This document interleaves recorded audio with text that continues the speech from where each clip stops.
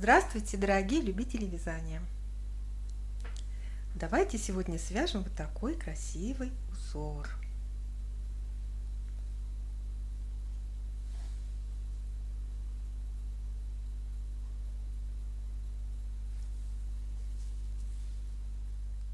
Это узор из книги японского дизайнера Хитоми Шида «260 узоров спицами». У этого автора есть еще книга «250 узоров». И из этих обеих книг Хитоми Шида мы уже много сняли мастер-классов по вязанию этих изумительных узоров. Переходите по ссылке в инфобоксе. Все узоры у нас разделены на отдельные плейлисты, и наша коллекция постоянно пополняется. Вот, в частности, сегодня мы будем вязать вот такой замечательный узор. Давайте посмотрим на схему этого узора. Я быстренько расскажу тем, кто с нами вяжет первый раз, или кто вообще первый раз вяжет по японским схемам. На схеме петли обозначены так, как они выглядят на лицевой стороне изделия. И по этим схемам легко вязать по кругу. Они для кругового вязания. Идеальны просто. Мы вяжем, читая схему, все ряды справа налево, все четные и нечетные, и вяжем все время по лицевой стороне. А при вязании поворотными рядами у нас ряды делятся на лицевые и изнаночные. И если лицевые ряды мы читаем схему справа налево, то изнаночные ряды мы вяжем, поворачиваем работу и вяжем, читая схему слева направо. У Хитоми Шида и вообще в японских узорах внизу обозначено, что означает пустая клеточка. В данном случае это изнаночная петля на лицевой стороне, но лицевая петля на изнаночной стороне.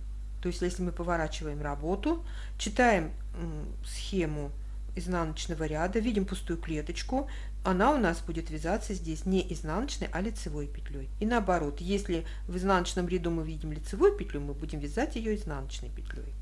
Узор несложный, но опять же для тех, кто вяжет первый раз по японским схемам, японские вот эти вот обозначения могут вызвать затруднения. И сейчас мы с вами это все провяжем. Еще хочу сказать, первые два ряда в книге 260 узоров у Хитоми Шида не входят в раппорт узора. Если вы вяжете изделия с резинкой или с каймой, то вязать их не обязательно. Ну, а если непосредственно начинаете вязать с узора, то, конечно, лучше их привязать. И вот первый ряд показан всегда, что это лицевые петли. Может быть, это наборный ряд просто. Я не знаю, но раз они показаны в схеме, вот первый ряд провязывается лицевыми петлями, и со второго ряда уже начинается переход к узору. Я всегда второй ряд провязываю как первый. Вот я себе это помечаю всегда. Так, вот что я забыла еще вам сказать. Сразу после кромочной идет дорожка из лицевых скрещенных петель. Вот она. У меня еще после кромочной провязаны 3 изнаночные петли, дорожка из изнаночных петель. Здесь в образце вот сразу идут лицевые скрещенные петли. Я хочу сказать, хотя этого нет в схеме, но когда лицевые скрещенные петли, дорожка вот из лицевых и изнаночных скрещенных петель идет сразу после кромочной, я советую провязать после кромочной одну изнаночную петлю. Она не будет входить в раппорт узора, но вот эта дорожка будет выглядеть тогда рельефно, красиво. А вот когда сразу после кромочной вяжется, то она не будет так выглядеть. Сейчас мы свяжем так, как по схеме, и вы в этом убедитесь. Раппорт узора составляет 13 петель в ширину и 20 рядов в высоту. Мы набираем на спице 15 петель вместе с кромочными. Первую кромочную снимаю, последнюю кромочную провязываю изнаночной. Мы свяжем один раппорт в ширину, один раппорт в высоту. Первый установочный ряд. Сразу после кромочной 1 лицевая, 2 изнаночных, 3 лицевых, 2 изнаночных, 3 лицевых и 2 изнаночных в конце ряда. второй установочный ряд. Здесь мы провязываем петли по рисунку. По рисунку это значит, мы вяжем петли так, как они перед нами лежат. Лицевые петли мы вяжем лицевыми, изнаночные петли мы вяжем изнаночными.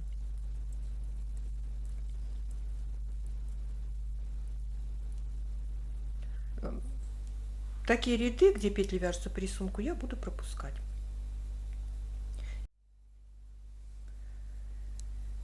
Мы провязали 2 установочных ряда и теперь начинаем вязать узор. Первый лицевой ряд. Сразу после кромочной вяжем лицевую скрещенную. Я бы лицевую петлю провязала простую лицевую вот так за заднюю стенку. Лицевую скрещенную тоже за заднюю стенку, но подхватываем сзади, разворачиваем и провязываем лицевой скрещенной. Далее будет 2 изнаночных, 2 лицевых. Теперь 4 петли нужно перекрестить в правую сторону. 2 петли оставляем на дополнительные спицы за работой. Я просто меняю пары петель местами, без дополнительной спицы. Но говорить буду, как будто я вяжу с дополнительной спицы. Может быть, кто-то записывает. Итак, 2 петли на дополнительной спице за работой. Провязываем 2 лицевые.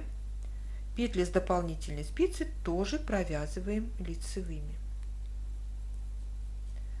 Далее будет 2 лицевых, 2 изнаночных. Во втором изнаночном ряду мы петли будем вязать по рисунку, кроме последней петли. Петлю, которую мы вязали лицевой скрещенной, мы будем в изнаночном ряду провязывать изнаночной скрещенной. Второй изнаночный ряд. 2 лицевых, 8 изнаночных,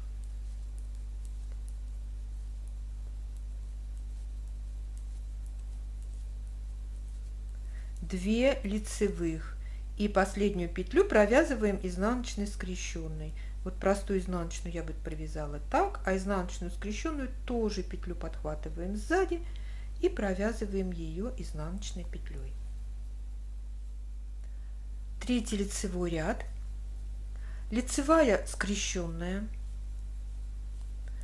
2 изнаночных, 4 петли перекрещиваем в левую сторону, 2 оставляем на дополнительной спице перед работой,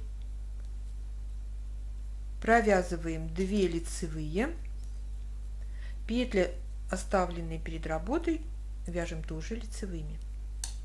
Следующие 4 петли также перекрещиваем в левую сторону. 2 петли оставляем перед работой, провязываем 2 лицевые, петли, оставленные перед работой, тоже вяжем лицевыми. В конце ряда 2 изнаночных. Четвертый изнаночный ряд я еще раз провяжу вместе с вами, а потом далее будут изнаночные ряды вязаться одинаково вплоть до 10 ряда. Итак, 2 лицевых, 8 изнаночных, то есть петли вяжем по рисунку, 2 лицевых и последняя петля вяжется изнаночной скрещенной. Пятый лицевой ряд вяжем точно так же, как вязали первый ряд. Лицевая скрещенная, 2 изнаночных, 2 лицевых, 4 петли перекрещиваем вправо, 2 оставляем на дополнительной спице за работой, провязываем 2 лицевых, петли, оставленные за работой, тоже вяжем лицевыми. Далее будет 2 лицевых и 2 изнаночных. В шестом изнаночном ряду петли вяжем по рисунку, не забываем про последнюю петлю, которую мы вяжем изнаночной скрещенной. Седьмой лицевой ряд вяжем точно так же, как вязали третий ряд. Лицевая скрещенная, 2 изнаночных, 4 петли перекрещиваем влево, 2 петли перед работой, провязываем 2 лицевые, Петли, оставленные перед работой, тоже вяжем лицевыми. И еще раз 4 петли перекрещиваем влево. Точно так же.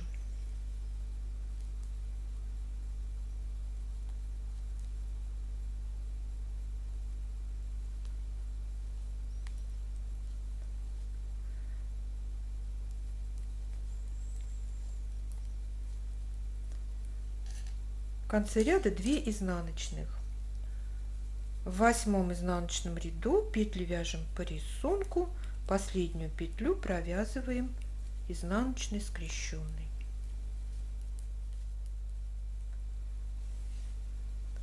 Девятый лицевой ряд, лицевая скрещенная, 2 изнаночных, 2 лицевых, 4 петли перекрещиваем вправо, 2 оставляем за работой, провязываем 2 лицевые, петли, оставленные за работой, тоже вяжем лицевыми. Далее будет 2 лицевых и 2 изнаночных. Девятый ряд у нас получилось точно так же, мы провязали, как 1 и 5. И в 10 изнаночном ряду петли вяжем по рисунку, не забываем про изнаночную скрещенную. Вот посмотрите, мы провязали одну часть узора. Посмотрите, какая красивая плетеночка получается у нас. И теперь будем вязать ажурную часть узора. 11 лицевой ряд. Лицевая скрещенная, 2 изнаночных. Далее 2 вместе провязываем лицевой с наклоном влево, но чтобы сверху была лицевая скрещенная петля. Разворачиваем лицевую петлю вот таким образом и провязываем ее 2 вместе лицевой. Вот так. Далее делаем накид, лицевая скрещенная. Затем 2 изнаночных. И симметрично повторяем лицевая скрещенная, накид и 2 вместе провязываем так, чтобы сверху была лицевая скрещенная петля. Вот смотрите, разворачиваю лицевую петлю, разворачиваю вторую лицевую петлю, и вторую лицевую петлю нужно развернуть еще раз. И провязываем 2 вместе лицевой с наклоном в правую сторону. Далее будет 2 изнаночных.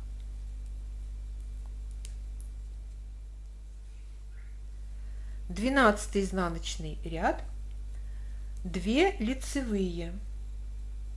Там, где мы вязали 2 вместе с наклоном в правую сторону, эту петлю мы провязываем изнаночной скрещенной. Накид вяжем изнаночной петлей. Снова изнаночная скрещенная петля, 2 лицевых и повторяем изнаночная скрещенная, накид провязываем простой изнаночной, изнаночная скрещенная. Далее будет 2 лицевых и изнаночная скрещенная петля. Мы провязали 12 рядов, и теперь посмотрите внимательно на схему. 13 лицевой, 14 изнаночный ряд, 15 лицевой, 16 изнаночный ряд, 17 лицевой, 18 изнаночный ряд, 19 лицевой, 20 изнаночный ряд мы будем сейчас вязать точно так же, как провязали 11 лицевой и 12 изнаночный. Давайте мы еще 2 ряда вместе провяжем, а дальше вы уже самостоятельно провяжете до 20 ряда, по 20 ряд.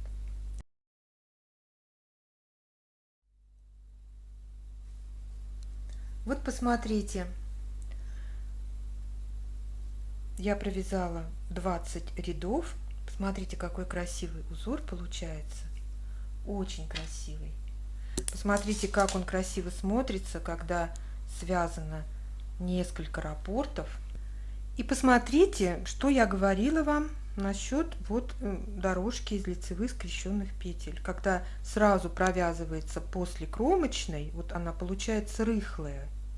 Она, да, она рельефная, она как бы неплохая, но когда вы будете вязать несколько раппортов, то вот эта дорожка будет отличаться от остальных. Ставьте лайки, если вам понравился узор, если вам понравился мастер-класс.